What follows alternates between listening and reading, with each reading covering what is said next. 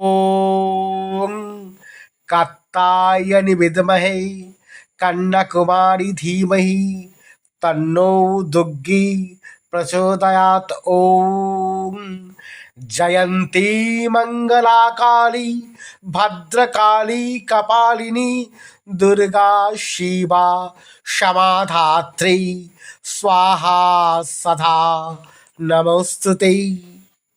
আজকে আমরা দেবী দুর্গার স্বরূপকে জানব। দুর্গা কথাটির মধ্যে 4টি অক্ষর রয়েছে। দ দৈত্যনাশক, উ বিঘ্ননাশক, রেপ রোগনাশক, গ পাপনাশক এবং আ শব্দটি মহাভয়নাশক নামে চিহ্নিত।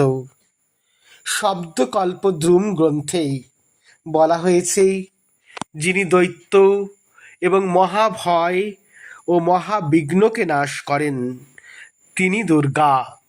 মহাভারতের টিকাকার নীলকণ্ঠ বলছেন, যার কৃপায় দুরূহ সংকটসমূহ তিরোহিত হয় তিনি দুর্গা। আবার আমরা দেখছি মার্কেন্ডীয় পুরাণে, সেখানে বলা আছে তিনি আমাদের ভবসাগরের কাণ্ডারী, তিনি এই ভবসমুদ্র থেকে আমাদের উদ্ধার করতে বলে তিনি দুর্গা।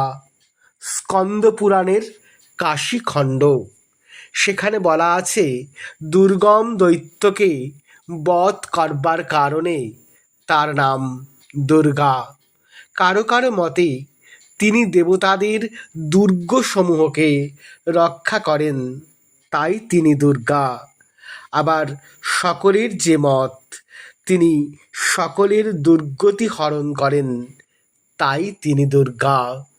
এইভাবে দুর্গা শব্দটিকে আমরা ব্যাখ্যা করলাম।